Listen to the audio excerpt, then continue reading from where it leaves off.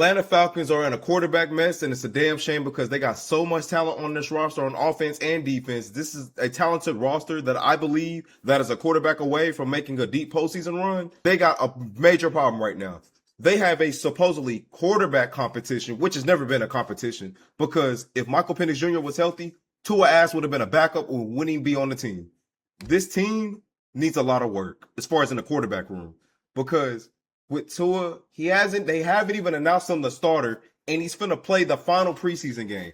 We seen what the Minnesota Vikings did. It didn't take them long. After seeing J.J. McCarthy and Kyler Murray, which was a legit quarterback competition, but it was Kyler Murray's job to lose, Kevin O'Connell said Kyler Murray's going to be our starter for the regular season.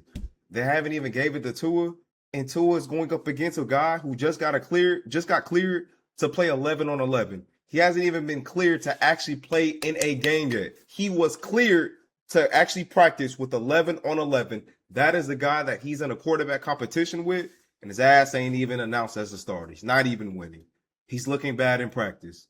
I haven't been in Atlanta Falcons training camp to see how it is, but after watching certain clips, it ain't looking too good. After watching him in the preseason, when Michael Penix Jr. pointed at his ass like him, it ain't looking too good. I feel really bad for Bijan Robinson, because if it's any possibility that Tua is the starting quarterback going into the season, expect Bijan Robinson, who I'm going to pick in fantasy, by the way, to get at least 400 touches. He could potentially get 1,000 yards rushing, 1,000 yards receiving. If Atlanta Falcons, they could very well just let Tua ass go and just say, hey, we only owe you $1.3 million because you're getting most of your money from Miami, who you're so bad, they're paying you not to be on the roster. So they could just very well just let him go and just, hell, start with Cooper Rush. Because then I'll take Cooper Rush before I take Tua. There's a lot of quarterbacks before I would take Tua with his average noodle arm ass. And the fact, I want people to understand, his quarterback competition is against a guy who hasn't even been cleared to play a game. And he has not seized this opportunity and took it and be like, hey, this is my other opportunity to not just the Atlanta Falcons, but to show the entire NFL that I am a franchise quarterback, because the Miami Dolphins paid him to be a franchise quarterback. They gave him the contract, and then they shipped his ass off to free agency 2 years later. I just don't. I don't see where this goes for the Atlanta Falcons. I believe Tua right now, we will never see be a starter in the NFL ever again. Unless a quarterback goes down to injury, that is the only way Tua will see a field as a starter. But as a franchise looking at him and say, hey, you're our guy? Hell no. They damn fools if they do that. And it's the Miami Dolphins' fault for even putting themselves in a situation by giving Tua the contract that they gave him. And the man didn't even win a single playoff win. I don't know where did we go as far as paying quarterbacks who haven't won a playoff game. We could thank the Minnesota Vikings for that, for giving Kirk Cousins a fully guaranteed contract. His ass hasn't even won a playoff game. But this Atlanta Falcons team is still tough, though. I mean, I like their offensive line. They got one of the best offensive lines in the game. They got two of the top guards in the game. That's for damn sure. Running back, they got a top 5 running back. They got a top 10 wide receiver. They got a top 10 tight end. Offensively, they have everything besides the most important thing, quarterback. And as we go to this defense, the biggest concern I have with them on defense as far as getting pressure. Now, they did sign Zadarius Smith to a 1-year contract, basically him coming out of retirement, but that's still not going to be enough pressure to me. That's one guy. Basically, the Atlanta Falcons, their defense is going to have to send some blitz packages, because I don't believe they're going to be able to get home with 4. Even though they have one of the best secondaries in the NFL, they have a young defense, so they're going to be able to help the defensive line out and help them get home, just give them a little bit more time to get home. But at the end of the day, the secondary can't cover all damn day. Receivers are going to find a way to get open. Quarterbacks are mobile enough, they're going to go out of the pocket, and they're going to find ways to get their guys the ball. But those are my 2 biggest problems with the Atlanta Falcons. Is pass rush, and the biggest one is their quarterback. Because if they had a quarterback, I believe this team can win a division. I want people to understand this Atlanta Falcons team has enough talent to win the division. They have top 5 to top 10 players on both sides of the ball. So they can get it done. But that quarterback, though, trash. Like the dead ass. That's a trash ass quarterback room. It is. Cooper Rush is a proven backup, and he's not gonna win you 10 games in a year. He's good enough to probably get you through a 4 or 5 game stretch. Tua, we all know about noodle arm ass Tua. This ain't Alabama. This ain't Miami, where you got all them speedsters as far as Devon Achane and Jalen Waddle and Tyreek Hill, which he couldn't even get a playoff win with that core. with Mike McDaniels, who was an excellent play caller, who basically had to scheme things for him to obviously help with him getting the ball to his playmakers. Because we all know he wasn't all that great as far as throwing the ball down the field. So I don't know where Atlanta goes from here, but I can tell you where they should go. Go ahead and get rid of Tua ass.